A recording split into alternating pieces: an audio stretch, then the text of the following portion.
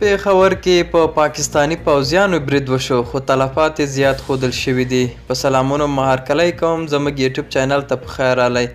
که غواړئ په بشپړه توګه معلومات ترلاسه کړئ نو ویډیو راسره تر پای وګورئ. په پاکستاني پوځیانو نن بیا برید شوی دی. تازه برید په دیره اسماعیل خان کې ترسره شوی چې د ځان سره درانه تلفات هم لري.